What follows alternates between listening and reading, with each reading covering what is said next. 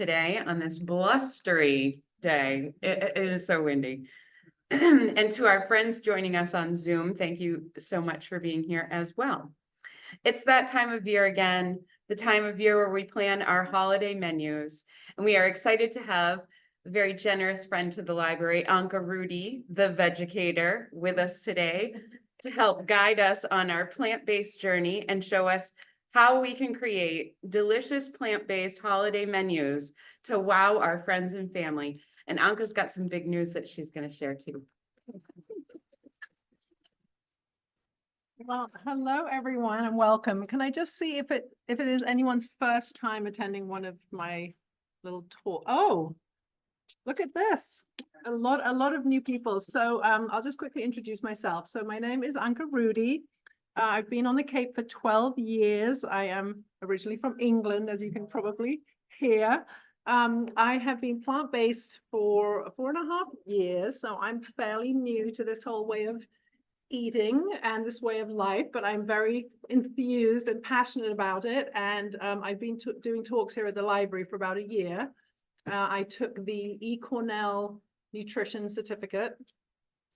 So I learned a lot. You know, I'm trying to learn all the time because it is still a journey for me. You know, we're always learning. There's always new science and evidence coming out.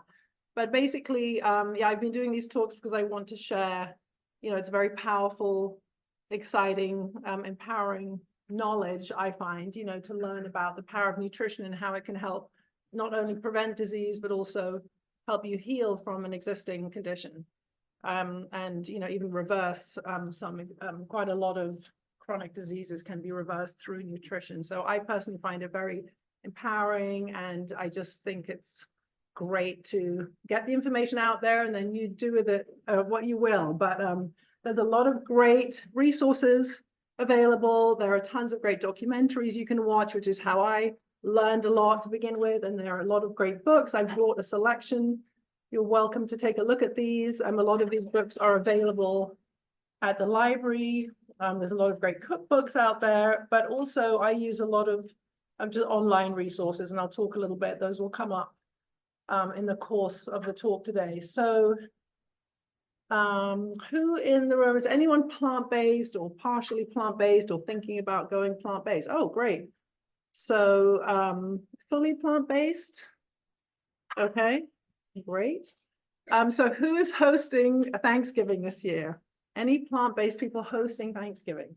Okay, so what is the challenge for you? I mean, are you going to be making a turkey for the non-plant-based people in your family, or? I'm just having a friend over and we both follow you. Oh. So she's excited. Anything I want to cook, she's with it. Oh. So I just don't know, like for a main meal. Vegan meatloaf I've never had, but that's one of the choices I see. Yeah. I've had tofu turkey and I don't like that. Okay. But you can make gravies and stuffings and vegetables. I mean, there's a lot. Absolutely. So anyone else hosting Thanksgiving, or are you just wanting to sort of learn about how to navigate through the holidays and maybe learning about some healthy options? Okay, perfect. So I'll try and cover, see if I can get the slides. Oh my, every time. Yay, okay. So I know this is not meant to sound negative, but, you know, some challenges that we all face, you know, whether we're just trying to sort of go plant-based or just kind of keep, you know, healthy resolutions going. You know, it's a tricky time of year because there's a lot of temptation around and there's a lot of peer pressure and there are a lot of cultural traditions. You know, you go to a big Thanksgiving meal and there's all your old favorites and there's your family and everyone's saying, oh, why aren't you eating this, and have some more of this. So it's very, very, you know, we're all human and we're all subject to temptation. But, you know, personally, I mean, in the days when I used to kind of really just load up on everything, I would kind of feel bad afterwards, you know, you overeat. So I've just decided now that I am in charge of my health. And I don't really, the older I get, the less I care about what anyone else thinks about what I'm doing. And I'm doing it for myself. I don't make anyone else feel bad about it, but I just do me. You know, I try to just load up on the good stuff, the healthy stuff. So even if I'm going to someone else's house, I will bring healthy sides, and we'll talk about all of this later. So, you know, I mean, you think about Thanksgiving, and obviously I'm not from here, but I've been eating, you know, but taking part in Thanksgiving dinners through my American family for 25 years. And, you know, the first thing you think of when you think Thanksgiving is the turkey. That's kind of the main player. So, you know, if you're plant-based, you know, we need some options, some different alternatives, you know, to the turkey. Portion control is kind of another big one. I mean, I sort of struggle with it every day because I love to eat, you know, and even if it's healthy, you know, you don't need to be overeating. But the great thing about plant-based food is that it's packed with fiber. So it's actually just naturally very filling on its own. So that should take care of the portion controlled on its own. If you're loading up on vegetables, it will fill you up quickly. Alcohol, kind of just generally around the holidays, is kind of a big one. And there's more and more research coming out about how damaging alcohol is, you know, to every organ in your body. Unfortunately, for those of you who enjoy it, I actually gave up. Oh my gosh, I'm falling apart. I gave up drinking 6.5 years ago, completely separate from my plant-based journey. But it's very damaging. So if you can limit alcohol, that's great. And I'll be talking about some nice mocktail options later. So again, you know, I don't care. No one has ever given me a hard time about not drinking. I'll just have a cranberry with soda or something, and you know, people can think it's vodka cranberry for all I care. I don't really mind. I'm just doing my own thing. Never looked back. It was one of the best decisions I made. But again, that's a totally personal choice. But just be aware, because also alcohol, you know, your inhibitions kind of go, and then you just kind of, when I used to drink, you know, I would just kind of, the binge eating would kind of go hand in hand with the alcohol. It's not a good combination. And then, you know, it's only one day. But the problem is with the holidays, what I find here is that it's really a month of, it's a whole month, isn't it? I guess it kind of kicks off on Thanksgiving or two, you know, and then, you know, you just keep going all the way through December until Christmas. So there's just a lot of temptation around all the time. So really, if you can just be a little bit mindful and just remember, you know, your body is very precious. It's a precious, miraculous machine. And, you know, I think the best form of self-care and self-love is being careful about what you put into your body and nourishing your body. And every forkful you eat is either healing or harming your body, basically. So I know it sounds very sort of, you know, my body is a temple and stuff, but really, you know, if you think about just being good to yourself and just being a little bit more mindful. And of course, you know, exercise is great, but you can't walk off a month's worth of overindulgence. So those are just some of the kind of, you know, challenges or excuses. So before we get to the actual food dishes, these are just some things to think about. So, you know, when you think about the sides for Thanksgiving, they aren't all vegetables really, but you know, the traditional recipes will add a lot of butter and cream, and it's all the things that you kind of put on the vegetables that makes them unhealthy. So there are a lot of ways you can veganize or kind of make healthier an existing favorite side. So, you know, dairy is kind of one of the big ones, and trying to substitute, you know, plant milk instead of dairy. I mean, vegan butter is not particularly healthy because it's just oils and all sorts of other, you know, tricky substances, but it's still better than dairy, I think. You can use flax and applesauce or even a banana in baking to substitute. If you get flax meal, mix it with some water and let it sit for 15 minutes, it becomes kind of a sticky substance. It's a great substitute for an egg, applesauce or banana. There is a huge variety of non-dairy ice cream out there. Again, not the healthiest of the vegan foods, but fine for a special occasion. And then veggie broth instead of chicken broth. And there are millions of amazing recipes, and we'll be looking at some of these. So I think one of the best resources, if you haven't heard of, has everyone heard of Foods Over Knives? So it started off as a documentary, and it's an amazing documentary. It's really worth watching if you haven't seen it. I think it's still available on Netflix. If not, you can just Google it and you can watch it on their website, I think. They have magazines, they have recipe books, but their website is amazing. Their website has so many incredible recipes, and they are all whole food, plant-based, and all without oil and sugar. So you don't have to worry about substituting anything if you're going down that road. They have really beautiful recipes. Pinterest. Does anyone use Pinterest for recipes? If you go to pinterest.com and you can type in anything, you can type in, vegan stuffing, vegan, Thanksgiving desserts, and you'll just get thousands upon thousands of recipes. And then it will take you, there's a link to the website and you can print it off. I like to have recipes paper, next to my stove so I can just write, notes on it and stuff. There are a lot of vegan desserts. And as I said, most sides are easily made vegan because they're vegetables to start with. Okay, so the Forks Over Knives website, I just went there yesterday just to kind of see what they were suggesting. And lo and behold, they have an entire 8-page Thanksgiving menu.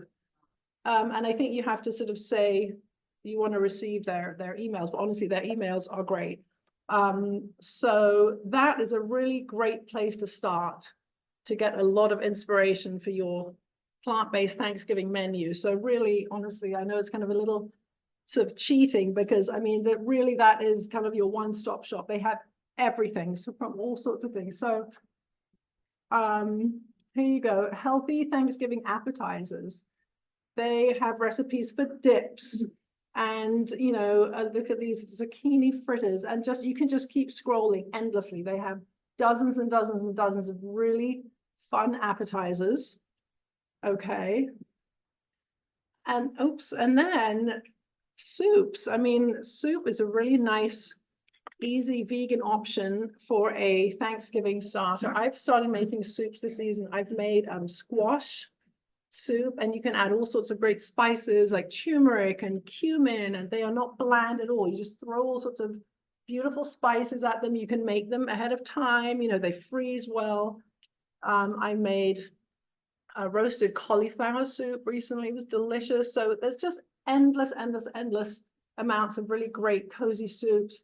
Lentil and potato and kale. You can make black bean soups. Vegan chicken and rice. I'm not sure about that.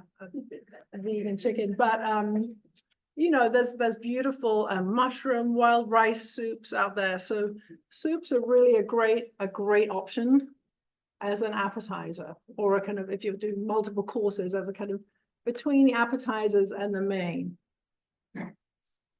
Does anyone here like making soups? What are your favorite?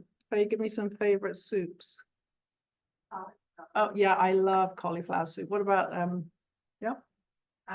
Potato and leek. I was going to say leek soup, potato leek. That's a really good one. Yeah. Split baby. Split pea. Yeah. See. Bean, barley, and vegetable. Ooh. Yeah. See. So you're all making good healthy soups already. So that's a fantastic one. I love soup, and you can make a big batch of it, and freeze half of it, keep some of it in the fridge. So that's a great option. And nice crusty whole wheat bread or sourdough. That's all vegan and whole food plant-based. That's all good. And now salads, I know that salads might not sound so appealing when the weather's cold, but there are so many beautiful like harvest salads, with squash and carrots and parsnips. You can make a warm, warm topping on your salad. So just very appealing, all the colors. And the more colorful the fruit or vegetable, the darker the color, the more antioxidants it has. So I just did this course. I'm going to talk about it later, but you can all come and look at this later. This is the nutrition rainbow. And I just want to talk about this for a minute because I always use the phrase, eat the rainbow. And this is really great. So I've just completed a course with an institution called the Physicians Committee for Responsible Medicine in DC, which was started by this lovely man, Dr. Neil Barnard, who appears in a lot of the documentaries. He's amazing. He started this 40 years ago. He's written numerous books. He's just an inspiration. And they run this program called the Food for Life Inspiration for instructors. It is inspiring. But they train us to teach their programs. They have a diabetes program, a cancer program, all sorts of 20 different programs. And I'm now licensed to teach these cooking demos and these classes across the Cape, and they have instructors all over the country. So stay tuned, because I'm going to be starting my own website and booking those classes and starting that in the new year.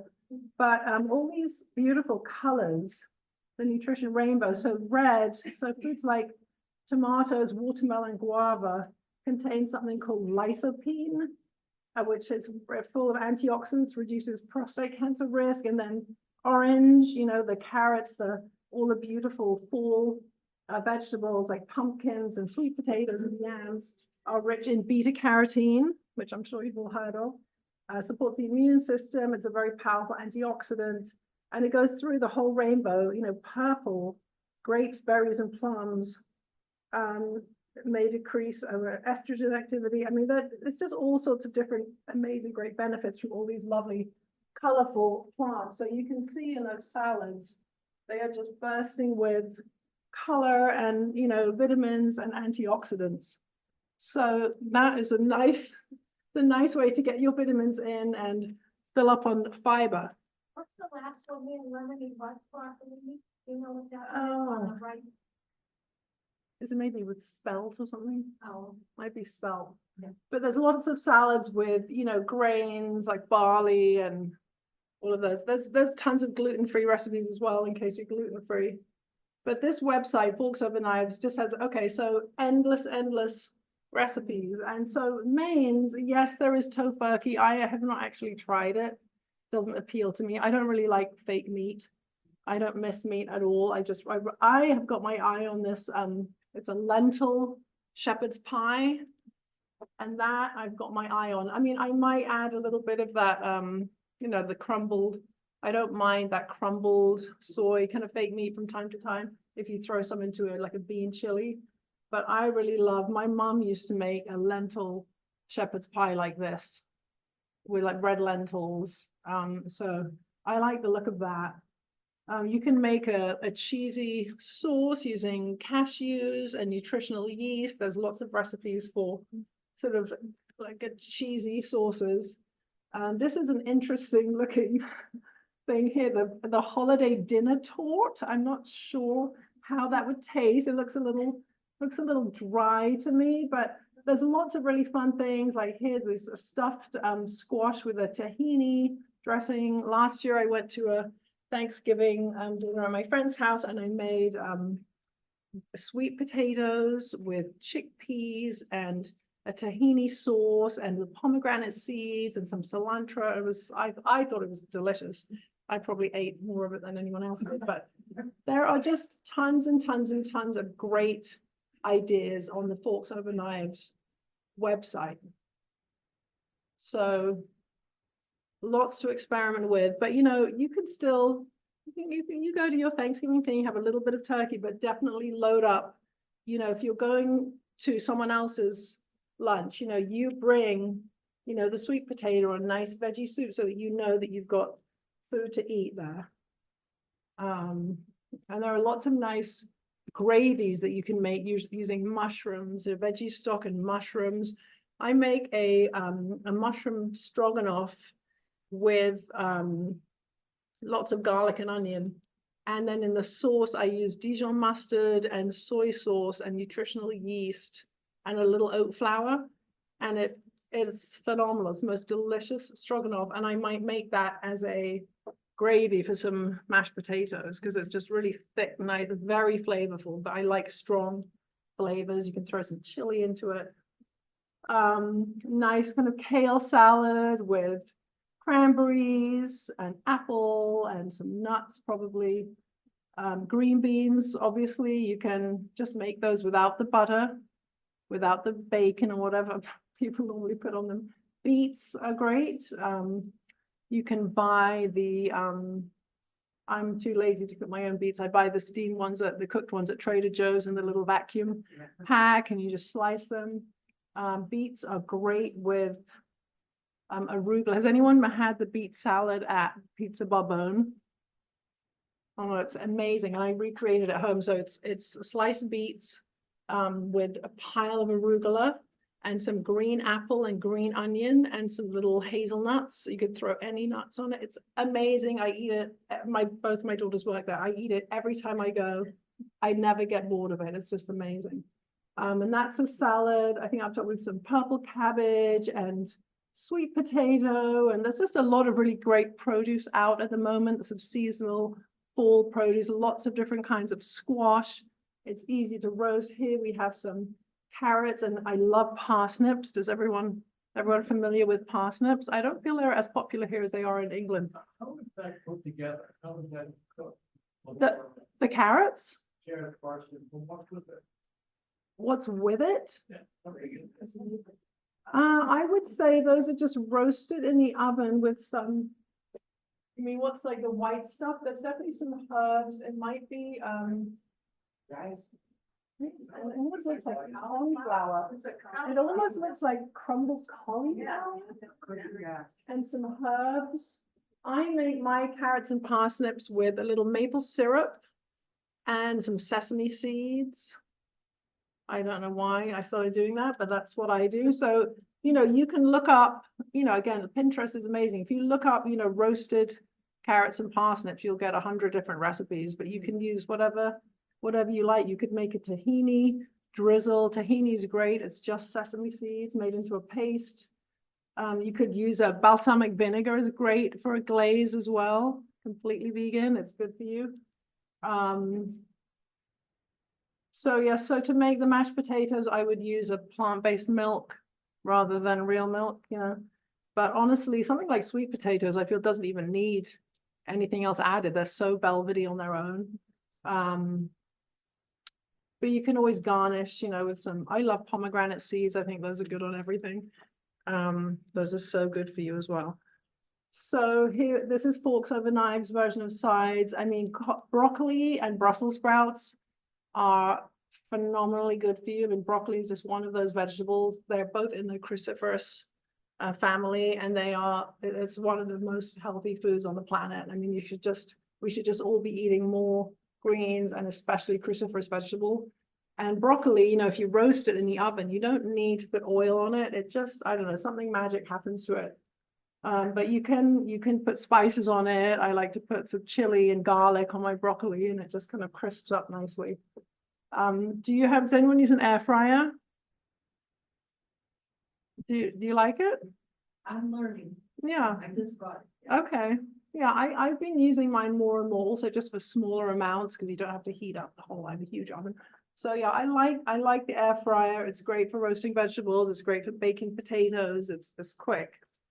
And then here we've got some, I love the look of these caramelized onions.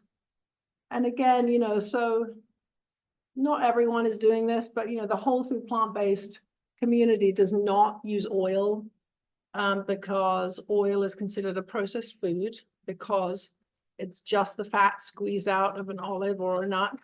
And it's, you know, if you're trying to sort of cut back on cholesterol or saturated fat or whatever, it's just a good thing to avoid. And it's very easy to cook without oil once you start doing it. Yes. So you could have olive oil and avocado oil or just that other thing? Any oil. Any oil. It's all just considered, it's pure fat, and it doesn't really have the nutritional benefits of eating the whole fruit. So, you know, olives are great and they contain a little bit of oil, but if you're just squeezing thousands and thousands and thousands of olives just to get the pure fat squeeze out of it, it's no longer considered a whole food, and it actually has been proven to sludge the blood. Yeah. So how do you fry something without oil? You don't fry. I mean, you just saute it in some veggie broth. And actually, when I make my mushroom stroganoff, I just use garlic and onions, and there's plenty of moisture in the mushrooms and garlic and onion, and I just don't use the oil anymore. What Yeah. about like baking substitute? You had that page before, is that where you substitute the banana? Right. The So other day I'm trying not to use oil and I'm like, oh, what am I gonna do? You know, I I mean, actually used an egg and I threw some Greek yogurt in there. I was like, and it worked. So I made some muffins. yeah, I mean, I don't bake a lot because I'm not very good with measuring like precision. measuring, but when I do cook, so I'll make like a banana bread, I just use flax, applesauce, and the bananas themselves, you know, so you can bake without Yeah. applesauce, yeah, and a flax egg maybe, yeah. So you just get used to it after a while, and then and then if I were to eat something oily, I can't remember the last time I ate something with oil in a restaurant. I just don't. Your taste buds change, you know. You just don't like the taste of it anymore. With the air fryer, you don't use any of the oils? Like if you could broccoli in the air fryer, or any vegetables, you don't have to put any oils. on it. I don't put any oil on it, no. You put water. You need it. You can, yeah, you can sort of drizzle it with a little bit of veggie broth. Oh. But I mean, what do I put in the air fryer? I'll put, you know, sweet potatoes, baked potato, broccoli. Yeah, you can, yeah, or a little balsamic vinegar or some garlic.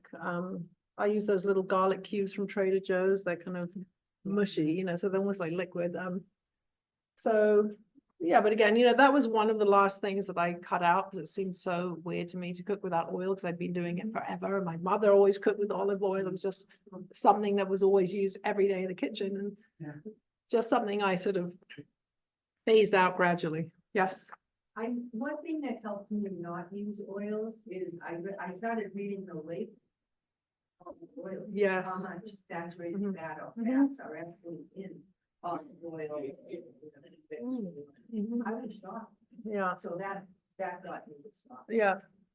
There's some interesting graphics that show how your stomach processes and reacts to different kinds of foods. So like 500 calories worth of oil.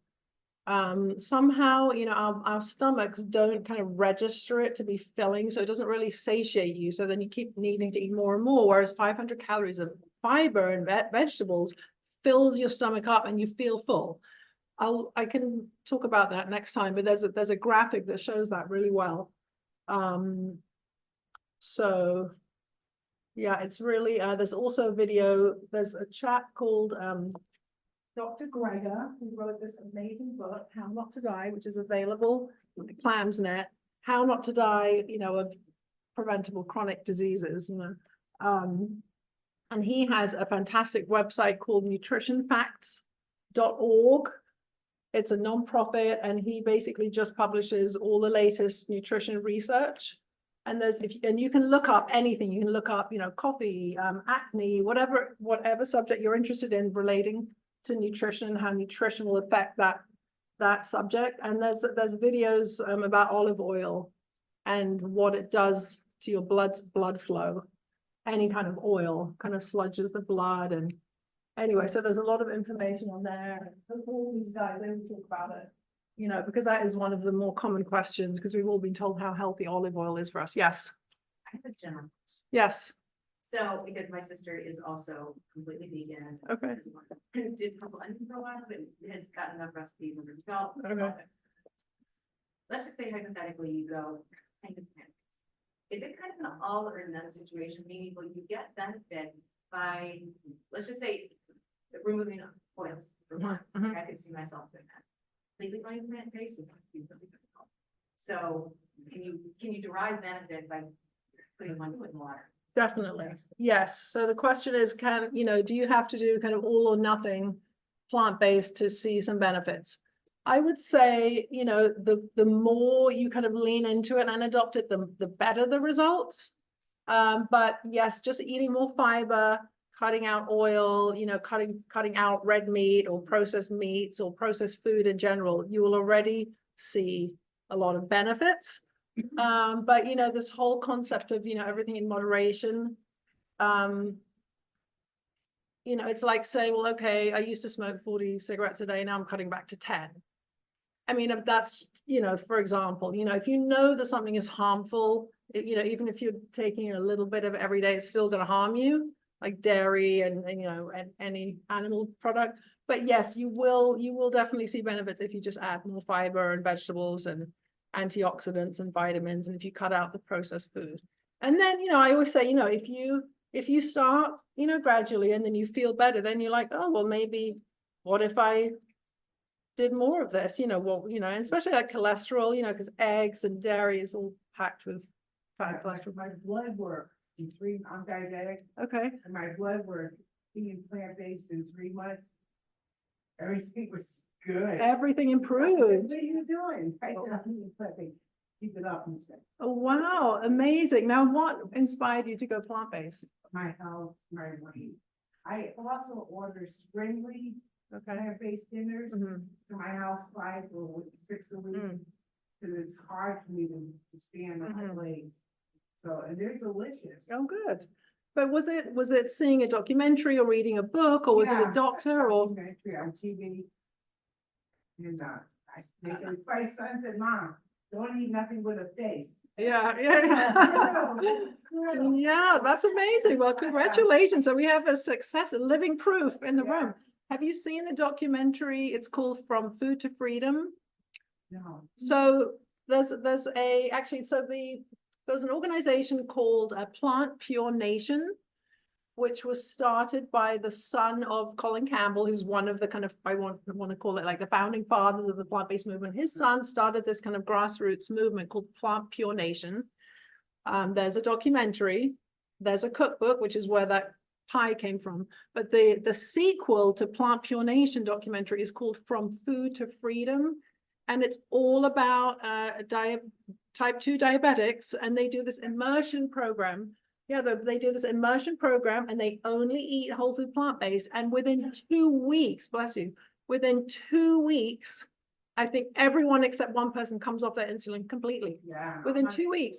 I mean, it's goosebumps. It's unbelievable. Cause my insulin, I used to take like 70, 80 units, now I'm down to 30. Right, see? And it happens Wow. quickly, like the body can change, Yeah. your body chemistry can change very quickly. So if you are gonna do this 100%, you should definitely check with your doctor and check your blood pressure before and after, you know, blood pressure, your blood work. And also just for your medications, because they will need to be adjusted because Yeah. your body changes. Your body wants to be healthy. That's the amazing thing. Our bodies are miraculous and they're constantly trying to heal, and you know, they'll let us get away with things for decades. You know, I mean, I ate and drank everything under the sun in my 20s and 30s. You know, I think as we get older, our bodies just start saying, you know, we're not putting up with this anymore. And I think it's just so important to just, you know, educate yourself on how to help your body, you know, be healthy.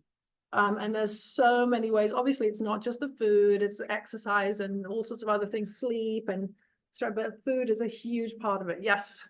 I was just gonna mention, I did this for a year and a half, and you do feel really well while you're doing it. There's a great recipe in pork liver night that I really like, and I want to share because Oh, I yeah. didn't try a whole bunch of them, but it's almost like their chicken salad. but Oh. it's done with garbanzo beans Yes. and tahini. Mm. And I would make that every single. Oh, And it was like one that you just really, you take a lettuce leaf and you pour it. yes. Is it called like the fake tuna salad or Yeah. something like that? Yes.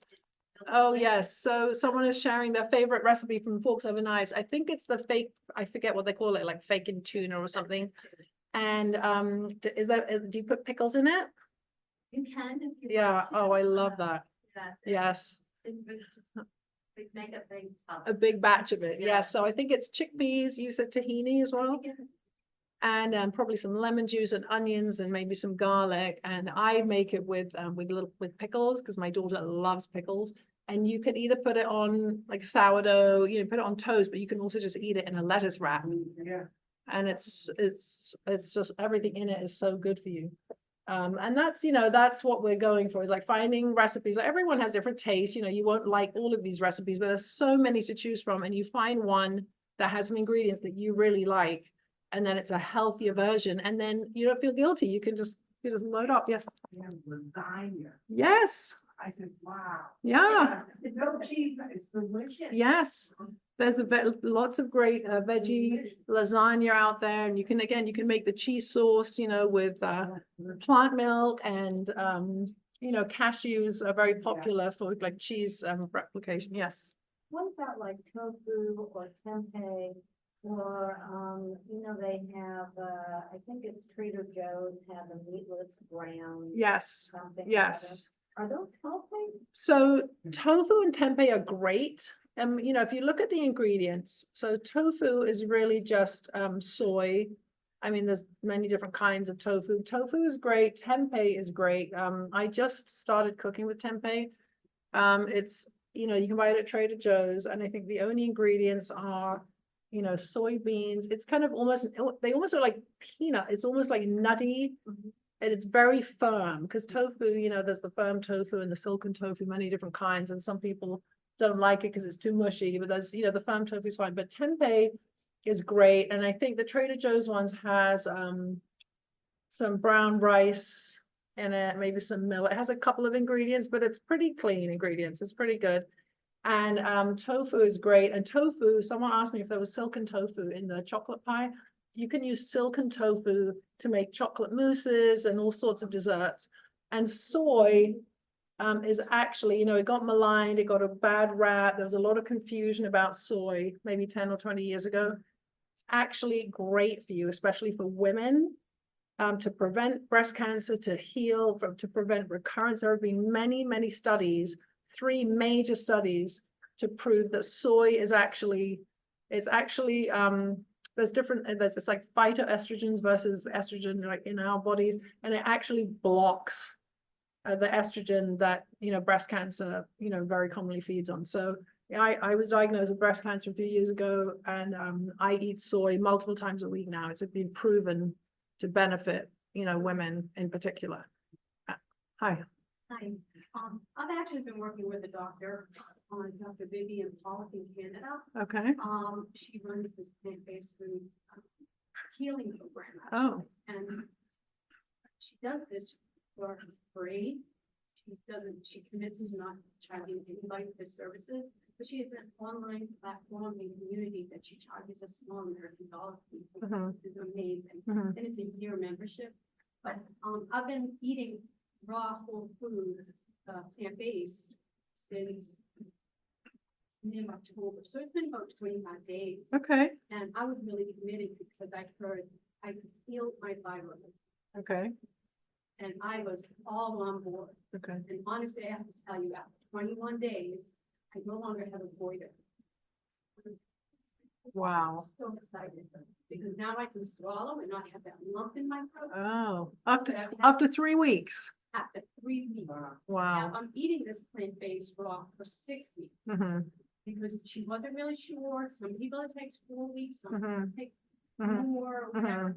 But I'm living proof that it really works. Yeah. And for 25 years now, I've been on a medicine to control my thyroid. And now I can't wait to go back to my doctor to test it, because certainly I don't want to put it away, right? It would be dangerous, but while I'm still taking my medicine. Right. Right? But I'm excited to see what those results will be. That's But I'll amazing. Continue on this plant-based eating because of the proof that it Yeah. really, really works. Not Yeah. to mention, I have seasonal allergies that kick in September, and I started getting the runny nose and whatnot. I started sneezing and coughing and whatever. And as soon as I started eating the plant-based food, raw, it's truly raw, I no longer have those allergies. That's amazing. That's amazing. My joints feel better. I'm losing weight, so I'm able to do more physical things that were a little uncomfortable. But, it's all good. That's incredible. So we have, for those of you on Zoom who maybe couldn't hear that, we have a lady in the audience here who has been eating a whole foods, plant-based raw diet for just over 3 weeks, and she's already seen amazing results with her thyroid issues. And you'll be going to your doctor to maybe come off, you'll be able to maybe come off some of your medicine when you go for your checkup.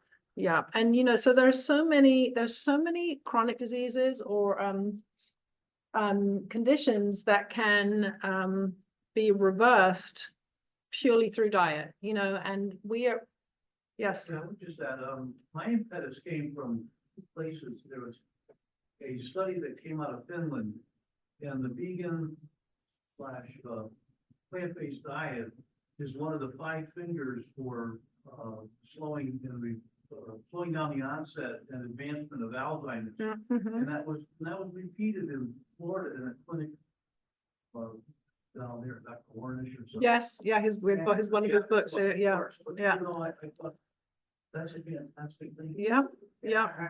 They're doing looking at the amyloid in the brain, and they're saying you actually see a reduction in. It's amazing, and that's big. So we have someone now talking about, the power of nutrition in preventing or even healing or reducing, the effects of Alzheimer's. And there is tons and tons of new research coming out about the power of diet to prevent, dementia, Alzheimer's, all sorts of because a lot of the chronic illnesses that we have in the West are from inflammation. And, this way of eating is very anti-inflammatory because the inflammation, the acidity comes from all the animal products and the dairy. And once you cut that out, your body again manages to heal and, all this beautiful anti-inflammatory, vitamins and antioxidants and all that stuff is healing your body, and it will keep your brain sharp. There's a new book from Dr. Barna about power foods for the brain. It's just amazing how it's all connected, like your gut, the microbiome it's called the second brain. It's so important, to keep your microbiome in the gut happy, and it's all connected, all the different systems in our bodies, they're all working together and they're all connected, like the blood flow and the anti-inflammatory and it's really kind of miraculous and pretty mind-blowing how the human body works. And I've scratched the surface, but even just reading these books, like Whole by Colin Campbell is an amazing book. If you read the China study first, and Whole is kind of the sequel to it, just incredible how he talks about, we've got to this point where we think we're so advanced and we're looking at everything like the specialists and looking at every single organ in the body separately. We have to get back to kind of seeing the body as a whole functioning system, like a symphony that's all working together, and the interconnection, of the brain and the micro. Anyway, it's all fascinating. Obviously, I'm not a doctor, but it's written in a very palatable way, for the ordinary person to understand. But it is really, I find it just fascinating and very inspiring, and it just reminds you that we are very much in control of our own health. And I was going to say, about the medical system here, the healthcare system. Doctors are not trained in nutrition. There's teeny tiny bit of nutrition in medical training. It's all about treating the disease and not preventing it. And there is a massive power for nutrition to prevent disease happening in the first place. But I'm not saying the doctors are deliberately trying to, pull the wool over our eyes. They just don't know about the power of nutrition. So there's a whole movement now. There's so much more research coming out about how we can take care of our own health, just by what you put into your body every day, and obviously sleep and, exercise and all those things are important. But food is really a huge part of it. And, just coming off medications and, preventing Alzheimer's I find it just very inspiring. So let's prevent these diseases before they happen. What about the sardines and the salmon that you and how do you get your protein? How do you get enough protein? And there's only so many beans you can eat in a meal. And I don't know, soy, beans. I mean, if I add up all the proteins I'm eating just plant-based, I'm not coming up with what I think. Well, who's they?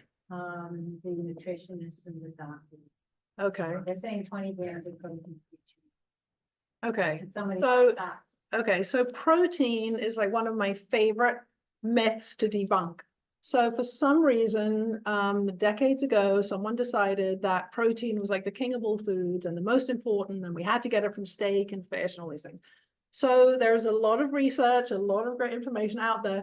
We only need to get between 10 and 15% of our daily calories from protein. That's it. Everything else should be coming, 80% should be coming from carbs, 10% from fats, so healthy fats like nuts and seeds and avocados and all that. Carbs are providing energy and fiber and all of this. Like none of these colors exist in the animal kingdom. Like this is all coming from fruits and vegetables.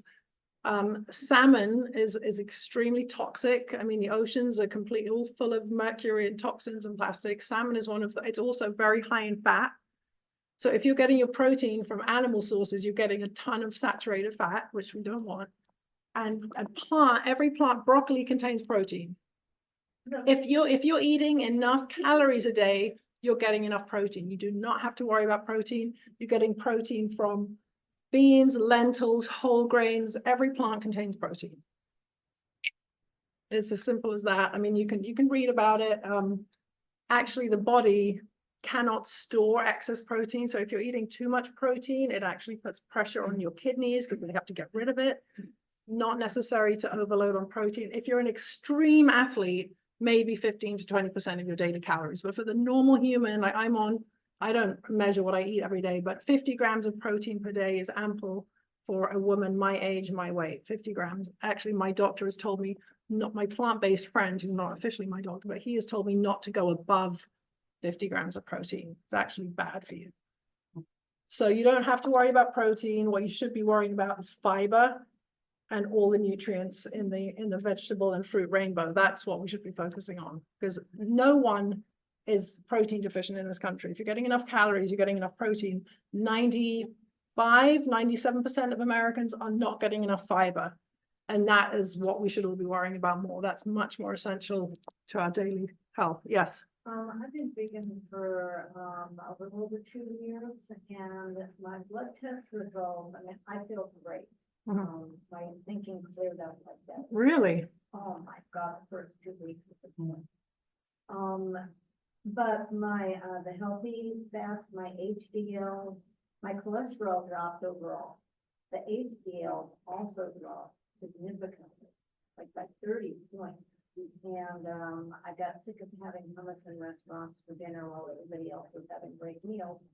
So I started having salmon like maybe once a week or once every other week. And my HDLs went up a ton, 35, but it was down into almost too low level. Without eating any beef or chicken or fish. So I find that at this point, I'm kind of balancing nutritional benefits and looking at how you can dose it, literally, just kind of dosing you can do. Also, with being vegan, I started getting more cavities. I've never had cavities in my life. It's never been an issue, and all of a sudden I'm getting cavities. And I read in one research article that vegans get more cavities. Well, okay, let me just stop you there. So when you say vegan, see, I don't call myself vegan because there's a lot of vegan junk food, which is full of oil and sugar and all sorts of horrible additives. So whole food, plant-based, we don't do sugar, salt, or oil. And no, I mean, really very little processed food, because the processed vegan food is really not healthy. So if you're eating vegan cookies and vegan pastry and vegan cheese and all the rest of it, it's loaded with sugars and oils, which is not good for you. So I don't know if you were eating a lot of processed vegan food, because my teeth, my dental hygienist has commented on how much better my teeth are since I went plant-based. Well, I asked my dentist about it, who said there was bacteria in dairy. So, okay, real big yogurt.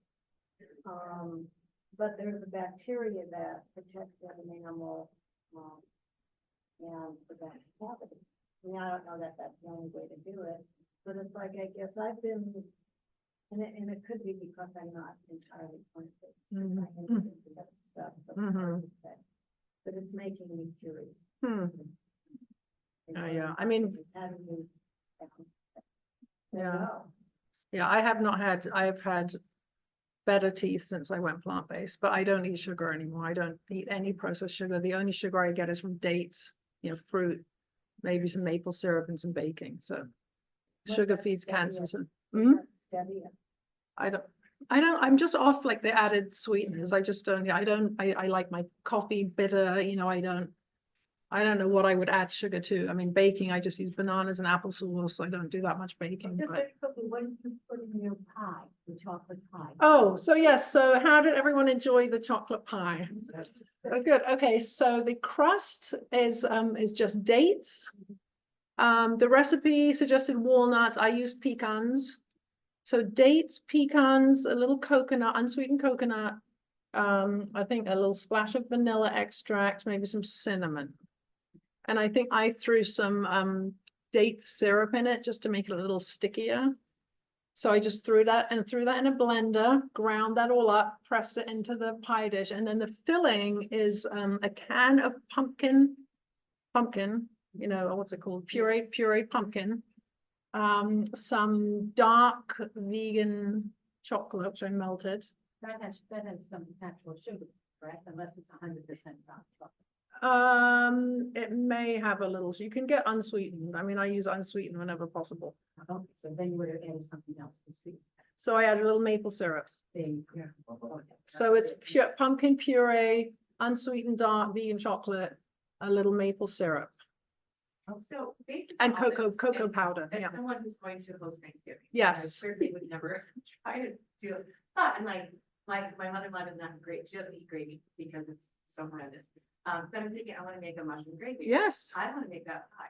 Can you share some of these recipes, just like? maybe Yes. a couple samples? Yes. Because I would love to introduce some of these things to this family that Yes. eats and drinks and does everything.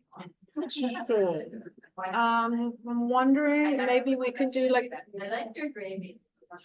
And that has something to do with. the mushroom. Yeah, so I use it as a stroganoff sauce over pasta or rice, but you could definitely thin it a little and just make it as a gravy. I have one in the family that is completely plant-based, Mm, dairy-free, Mm. sugar-free, and everything.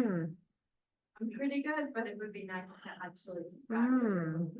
Yeah. Or just sneak it in there and no one's gonna know the difference, and get everyone else to try it, right? Well, you know, and the only difference really, I mean, when I used to make, you know, turkey gravy, I would just use, you know, turkey broth, you know, flat, just obviously the juice is kind of from the turkey, but if you're making a mushroom gravy, you just use veggie broth. And as long as people like mushrooms, you know, it's very flavorful. You know, there's some garlic in it, and you can throw some thyme or rosemary or, you know, whatever herbs you like. And just really kind of give it some nice depth of flavor. I like Um, the spice in it. What did You I? said you made it spicy. Well, I throw chili into most of my, I like onions and garlic. I love chili. I love, you know, lime, and I like fresh herbs, you know, anything with flavor. I need to have flavorful food. I wouldn't be able to eat like this for 4.5 years if it was bland. You know, I like really strong flavors, and that's why I'm not very good at following recipes, because I always throw in extra of the things I like, you know, and a lot of the things that I make now, I kind of started with a recipe, you know, many moons ago, and now I've sort of adapted it, you know, so people always ask me for recipes now. Well, I'll try and come up with that pie. I did actually pretty much follow the recipe. But sometimes I add orange rind, which is really good because I love dark chocolate with orange. That's a really good flavor. And you can also put pomegranate seeds on the top, or blueberries. You can have fun with it and just add whatever you like. What else do we have? Oh yeah, so desserts. So on the bottom there, so I love dates. That's like my favorite plant dessert. So you get the dates, and you can put a little bit of almond butter in them. And then this one is with pistachios, but you can add, I make them with dark chocolate chips and cranberries, and then I grate a little orange rind over the top. They are phenomenal. It's very sort of Middle Eastern. You know, they do a lot with dates and nuts and all of that. So those are really easy kind of crowd pleasers. It's very easy to make pumpkin pie, vegan. You know, a crumble, like an apple or cranberry, and what I call a crumble, I think you call it crisp here, you know, with kind of an oat, like a granola topping. That's popular. I mean, fruit is always a great option, especially if you've had a really big meal. Just nice and refreshing to have a big platter of fruit. Forks over knives again, you know, I mean, look, this looks amazing. This berry cobbler looks incredible. Peaches with ginger. I mean, this all looks good to me. I love the look of this sweet potato pie, purple sweet potato pie. How good does that look? That looks amazing. So lots of great dessert ideas on Forks Over Knives, but I will see, did all of you sign up via the library website to come today? Because I'm wondering if you left your email address. Hmm? Downstairs. If you want to leave your email address, if you want the recipe for the chocolate pie, you can leave your email address I'll ask them to get a sheet out. So as I said, I don't do alcohol anymore, but there's lots of really fun mocktail ideas out there, and you can use, you know, cranberry juice and lime juice and mango and all sorts of nice berries. So this is just a fun way to be festive, you know, without the alcohol. What time is it? Don't those look nice? I know, those just look, especially if you're artistic, you know, make them look How pretty do you and feel about kombucha? Is that fine? Because you can make great mocktails with kombucha. yeah, ooh, I haven't made mocktails with kombucha. It is a little. It high does in sugar, have- so it's just a dash. It's almost like you can do it with cranberry and it makes it more like a prosecco. Oh, yeah, because it has the fizz. I mean, I use just sparkling water to give for the fizz, but I mean, kombucha is great for the, you know, the fermented, you know, all of those things, but yeah, it does have sugar. But I mean, you know, fruit sugar is fine. It's very different from processed sugar because it comes in, you know, nature's packaging with all the fiber, and your body just processes it a very different way from the way it processes processed sugar. I'm just curious about juice, they always say, well, here that juice has so much sugar. It does, you know, it does, but you know, for a special occasion, right? And I mean, Trader Joe's have a, I think it's 100% the tart cherry. Yeah. That's really good. I think that's 100%, you know, juice, and that's good, you know. Oh, yes, it's really, I know I brought that to a party once. People are like, we're not using this for mixer. This is so sour. But you could just use a little bit, you know, and then put some lime juice. You can put some orange, squeeze an orange into it, and some mint and some seltzer. So yeah, I mean, yeah, steer away from the kind of concentrate juices that are processed, but you know, there are ways you can keep it, and it's, you know, it's for a treat. It's a treat, you know. And then, so I just wanted to show you Pinterest. If you type in, I just typed in vegan Thanksgiving recipes into Pinterest, and I mean, you can scroll for hours. I mean, there's just so many ideas. You know, vegan bean casseroles, you know, vegan turkey roast, you know, millions and millions of recipes. I made vegan stuffing last year with chestnuts and cranberries and thyme, and I mean, lots of inspiration. What I do, I tend to look at all these recipes, and then, you know, I have to remember to actually make some of them. But if you're looking for something specific, Pinterest is the way to go. It's really great. And, you know, and some of them will have sugar or oil, whatever. So, I mean, I adapt, you know, that's why I like forks over knives, because all of the ingredients are really, you know, safe for me to use. But Pinterest just has some great ideas. It looks like potatoes, you know, lentil, I don't know, some lentil loaf, lots of stuffed squash, lots of nice veggie ideas. Making me hungry. Yeah, more soups, vegan gravy, probably with mushrooms. You can also buy this spice at Trader Joe's. I think it's called umami. Has a strong mushroom flavor. Yeah, did you have a question? I was thinking about this plant-based salad. What do you use instead of olive oil? Oh, there's hundreds of, great question. There are many recipes for oil-free salad dressing. So lots of vinegar, tahini, hummus, maple syrup, lime juice, lemon juice. Again, you kind of just get used to it, but I make a, yeah. I don't always have that on hand. No, I'm just saying. I mean, I always just have a jar of tahini in my fridge, and you just use a spoonful, and you can thin it with water, and then you add your lemon juice and a little bit of maple syrup or agave. I make my favorite salad dressing is with it's a peanut, like an Asian peanut dressing with soy sauce, and I put lime and garlic and ginger and chili into it, and a little bit of, I make it also as a dip for my Vietnamese rolls with date syrup. So you just get used to using certain condiments. You know, you can use mustard, you can use sriracha sauce, like all of those things are vegan. So there's just there's a lot of great condiments, and, you know, I just have them always just stocked in my fridge. Just, In the fridge. Would be helpful. If Yeah. I need something to also, I just, you know, vinegar parts. Right, yeah, I mean, personally, I have got used to just eating salad with, I love that balsamic glaze from Trader Joe's, it's kind of thick. And I just throw that on my salad sometimes, that does it for me, and the squeeze of lime juice, always try to put a little squeeze of lemon or lime, because it helps with the absorption of the vitamins and minerals from dark green vegetables. I love lemon and lime anyway, but I was happy to hear that that actually has a nutritional benefit as well. Oh, these are just, oh, this on the left. So I'm in a group, there's a plant-based group on the Cape called the Green Nosh Group. We meet every month, we have potlucks, we just eat lots of nice food together. And that was some of the desserts from last year's Thanksgiving feast that we had. We're having our Thanksgiving feast on Friday. It's actually already fully booked, but if you would like to learn more about our little monthly meetings, we're on Facebook, or you can sign up for emails. It's called the Green Nosh Group of Cape Cod. If you look it up on Facebook, we meet monthly. We usually do potluck. Sometimes we have guest speakers. This week we have a doctor from Providence. She founded a group called Plant Docs. Dr. Musial, she's coming to talk to us about healthy holiday eating. So we'll see if she has some more ideas. This is just a salad I made last year with you know, pecans and sweet potato and cranberries and kale, lots of nice fall ingredients. This is just more of the food that I eat. Cauliflower, I think that's like a lentil casserole with rice.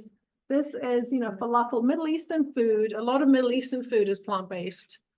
Yes, it's fried, but again, there's the oil in there. That's in a restaurant, but I have a soft spot for Middle Eastern food. I just love it. And then as I was talking about, like Brussels sprouts are great for Thanksgiving and holidays. You know, you can just roast them in the oven with, I put a little maple syrup on them, cranberries, nuts. Those roast up really nicely in the oven. Pomegranates are in season. They are phenomenally healthy. And you, as I said, you can sprinkle seeds on your salad. You can throw them in a smoothie. You can throw them on a pie. Edamame, great source of plant protein. I found out recently that the edamame are actually they're the baby soybeans. Tempeh is kind of the adult ones, but the green ones are the baby ones, but they're just so fun to pop. My kids love those. Do you eat the skin on those? I don't. Okay. I sometimes I do, but I don't. It seems a little tough to me. Usually we throw them to my dog eats those, but yeah, we just pop the, he's eating a lot more plants lately. My lab is getting a lot of good fiber. Oh, this is, has anyone been to Cava? There's one in Derby Street. Have you heard about Cava? C-A-V-A. So it's kind of like I would describe it as sort of an elevated Chipotle. You know, you make your own bowl, so you go down the row, and they have a huge selection of different greens to choose from. They have like the power greens or super greens, whatever they call them, and black lentils. They have brown rice, I think. So you kind of make your base, and then the only plant-based option they have instead of meat is a falafel, which is fine. But then they have all these amazing toppings, you know, like pickled onions and roasted corn and tomatoes, and they have I think 3 different kinds of hummus, and like a baba ganoush and an eggplant one, and they even have an oil-free tahini dressing. So I always get that anyway, and they give you this huge bowl of food, and I think it's for $13 or $14, and it's, most of my friends can never eat the whole bowl. I eat the whole bowl. It's so delicious. I love it. So that I always stop there on my way to Boston. I try to work. A-A-V-A or C-A-V-A. And there were rumors that one was coming to the Cape, but I haven't heard that confirmed. So I'm trying not to get too excited about it, but it's a great place, you know, just a huge bowl of lentils and greens and topping olives, cucumbers, everything. And I think I can have everything. All the toppings are vegan except the feta cheese. So I just say to them, I said, I'm just going to take everything except the cheese. And they just give you a little scoop of everything, and it's just super delicious. But the closest one here is in Derby Street. In Hingham, yeah. There's one on Boylston Street also. Yes, they're in Boston as well, yeah. Well, if you're going to Boston, you should try, have you been to Life Alive? The Life Alive cafes in Boston? Those are amazing. I think they're 3 or 4 of them. Yeah, there's one on Boylston Street. And a Tremont, is it Tremont? Is that Tremont Street? There's a great cafe in Boston called Life Alive. They just opened their first one in DC, I think. They have some unbelievable plant-based options. So good. And they have a turmeric tea. I think it's called, it's not called turmeric tea. I think it's called like the autumn something, but it's bright orange and it comes with a sprig of rosemary and it's just delicious. Love it there. Oh, these are just more things. I think this could have been was this my Thanksgiving meal? You know, mashed potato with mushroom gravy, sweet potatoes. And I think this was at our monthly plant-based, because I did not make that stuffed potato. That doesn't look familiar to me, but that's the kind of food. We eat farro and kale and the sweet potato, lots of potatoes, mushrooms. That's a pickled red cabbage that I get at Whole Foods, really delicious. That is a plant-based yogurt and hot sauce and broccoli and farro. So I tend to kind of cook ahead and then I have things in the fridge and I'll just throw things together for lunch, you know, just so I have ready to go. Oh, this is my, I love cranberries and they actually, all berries are amazing. Cranberries have special cancer-fighting properties. I mean, they're packed with antioxidants. And this is just a kind of a compote I make with cinnamon, a little bit of applesauce and oranges. And I just stew them up and then I put them on my toast. I put them on my oatmeal. Just try to eat cranberries every day.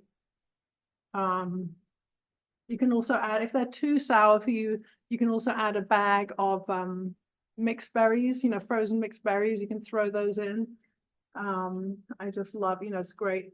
Berries are one of the foods I try to eat every day. Dr. Greger, who wrote How Not to Die, has a list called the Daily Dozen of certain foods that he recommends, you know, trying to incorporate into your diet every day. And berries get their own, they're one of the 12, so are cruciferous vegetables and flax seeds. And you can find that all on his website, nutritionfacts.org. This is a kind of an Asian, like whole wheat noodles with lots of veggies and edamame and my peanut sauce. That's the crowd pleaser.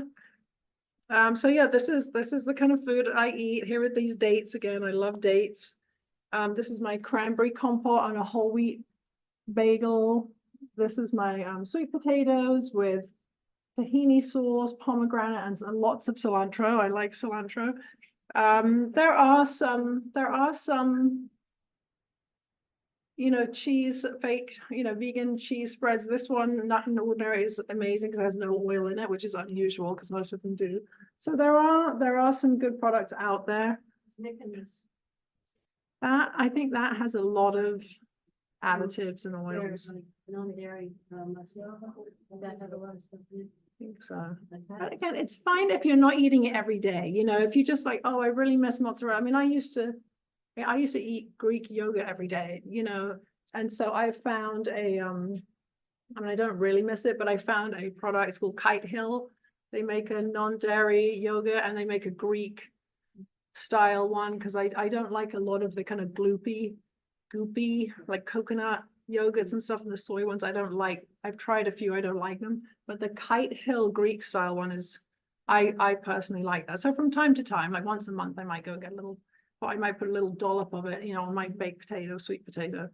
But so just some closing suggestions. Okay, so just, you know, watch your portions. If you're gonna have something unhealthy, go for it, enjoy whatever, but try and load up on the healthy stuff, the vegetables and the fruit. If you're going to a holiday event, bring a healthy dish, you know, to show everyone how delicious it can be, and so that you know that you have something to eat at the event. Try and limit alcohol and maybe try making a nice mocktail instead. And definitely, you know, exercise and walking is going to make you feel better, you know, before or after or both. And enjoy. I mean, we're trying not to see this as kind of deprivation, but instead we're just trying to look for healthier options, you know, so don't put pressure on yourself, you know, and just kind of try to enjoy the season and try some healthy recipes and go take care of your own health. All right, any more questions? I love it that we have people here today who are living proof of this way of eating working. I mean, there are, thousands of success stories if you watch the documentaries and you read the books. It's, to me, you can read all the science and understand all of that, but to me, just hearing people's stories and how it's really affected whole families in some cases, it's really, it's very inspiring when you hear the personal stories of how it's really impacted people positively. So thank you for coming and sharing your stories. And the December talk is going to be a potluck. So anyone who's coming, we encourage you to bring one of the dishes that you've found and would like to share with the group. Didn't you say that was full? Oh, no, I'm sorry. That's the Greenosh. That's Oh. the monthly thing that's not part of the library. Oh. That's a separate thing. What date is this? The December one here. I guess I can. Oh, it might be the day before the stroll, yeah. Or is it the day of the stroll? I hope not. December. Yes, December 12th at 1 o'clock here at the library, and it'll be up here. So yeah, anyone who's coming to that, bring a soup or a salad or a dish that you would like to share with the group. And do you supply the utensils or the? I will supply utensils. I will supply utensils. And maybe a mocktail. And definitely some kind of dish. A new dish. I'm gonna try it. I get stuck making, I find a dish I like and then I make it over and over again. And really one of the big things about this way of eating is variety, just trying to build in as many. They say try and go for like 30 different plants a week. Very often I'll eat 30 different plants in a day because you can make a salad with 20 different ingredients, if you include all the herbs and the spices and the vinegar and this and that. But 30 different plants a week, just keep trying new plants, try all the different greens out there and all the cruciferous vegetables and have fun with spices and herbs and all that stuff. It's a lot. It's very fun. I personally don't find it limiting at all. I've really expanded my repertoire. I've tried so many different new recipes and there's just a great variety out there. Tasty and healthy, nutritious and delicious. Yes. So last year I tried to like veganize or whole food plant-based, like a traditional Thanksgiving, casserole that like I grew up with. Okay. It's an apple butter squash with Ooh. nut casserole. Mm. Like the base recipe is almost completely vegan, but it uses butter. Okay. And so, no oil, so I didn't use the oil and I stuffed applesauce in, and it was so tasty. Okay. But it didn't come together and it didn't have the same like mouthfeel Right. or richness that like the butter impacted. Mhm. And so I don't know if you have any suggestions to get that without eating oil or plant-based butter. I mean, Applesauce did not like it. Yeah, if you're already whole food plant-based, it probably would have tasted good to me. Do you know what I mean? If you're used to eating a lot of dairy and butter and oil, then of course it's going to taste different and you can't really replicate that maybe with some Well, it's also, tahini. it was watery. Okay. Which it normally wouldn't. Okay. Like normally the squash would kind of like absorb the liquid from the apples in the original recipe. Hmm. So it was definitely like a solid casserole. Mm. And yeah, when I made it whole food plant-based, it was very watery. Mm. And so like it really lost a lot of the flavor because I feel like the flavor of the squash and the nuts and the apples ended up in the watery mix down the bottom. Instead of a buttery Instead of, mix. yeah. Yeah. Yeah, I don't, you could use a plant-based fat like tahini or, something like that. Or some syrup, some maple syrup. Yeah. Maybe. Yeah, something's a little sticky maybe, but I don't know if that would affect the absorption. I don't know how the butter I think did that. you need to share Tahini, that. yeah, chickpea. You don't really want hummus in there because, although having said that, you can make chocolate hummus. Has anyone ever tried that? So chickpeas are actually very neutral. In hummus, there's usually garlic or lemon or something to make it savory, but chickpeas are quite bland. And you can buy chocolate hummus, or of course you can make it at home, just throw it all in a blender, but you can make chocolate hummus just with cocoa powder and a little bit of maple syrup, and you can dip strawberries into it. It's amazing. Really, really yummy. So you could use chickpeas in a sweet, I haven't tried that, but I mean, and they're also maybe a little dry. I would say tahini's better because sesame has more of that fat in it. Give it a try. Yeah. Can I just say one thing? I think you mentioned something earlier, that was really, really important. I just wanted to get it out there, which is your taste profile. What tastes good changes. Mhm. So when you're starting on a plant-based, kind of thing, textures are different and the concepts of what a meal is different. But your whole way of looking at food and your flavor profile, what you love changes. Mhm. It's very strange, and we do nothing but do it. And it's just for a while. Yeah. Yeah, it's definitely the case that your palate changes, but for me, I think the most impactful thing was doing all the reading, watching the documentaries and learning. Once I had up here, once I understood how damaging meat and dairy and all as well, I just didn't want it in my body anymore. Once I learned how quickly I could, I can say clean up, but nourish and heal my body with food just by cutting those things out. I just want to eat more of that now, because I know how beneficial it is to my body, so that's what I want to do. Like, I'm taking responsibility for what I put into my body and the consequences, and I never want to have surgery again. I never want to see a doctor again, so I feel like I'm really taking control of my health as as bigger extent as I can, all the things that are preventable, I want to be able to prevent them. So And also, I think Karen is so set in her ways, JV, I don't know. I mean, if you put facts and science in front of me, I personally am happy to do. I did a complete turnaround overnight. I just gave it all up overnight. I did the same thing with alcohol. That was more of a personal decision, but this was, I watched the documentary called The Game Changers. That was it. I just never looked back. So some of these documentaries are very powerful, and I know my dad's like, who talked you into this? Like it was some weird cult that I've joined.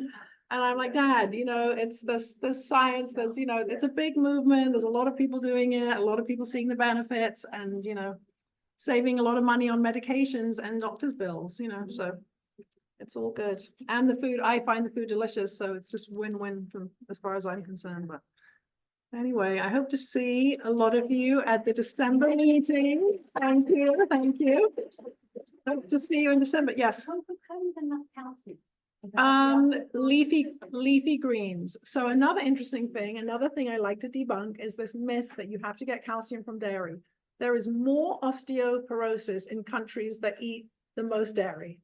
That's facts. That you can look it up, look up the studies, because calcium, the dairy is so acidic, it actually leaches calcium from the bones. It's a huge myth that the dairy industry has built up. More and more people are getting wise to it. You get calcium from leafy greens. But if I'm eating more spinach, it's an oxalate, but the calcium. Okay, well, don't eat raw spinach. Eat lots of broccoli and other leafy greens. A lot of greens, so I'm just saying, that everything is contradictory to one thing or the other. No, dark leafy greens are kind of the healthiest foods you can eat, if you want to look it up. So you can get calcium from broccoli. I remember when my daughter was my youngest daughter, and my pediatrician in Germany, I said, well, she's not drinking milk. Where is she going to get her calcium? Because this was 16 years ago. He said, does she eat vegetables and leafy greens? And I said, yes. He said, then she's fine. So he was in the know. But you should be careful also with supplements, because it's not good for the body to have individual minerals in big amounts. So it's always much better to get your nutrients from the plant, from food, if you can, in the doses you need. All right. Thank you. See you in December.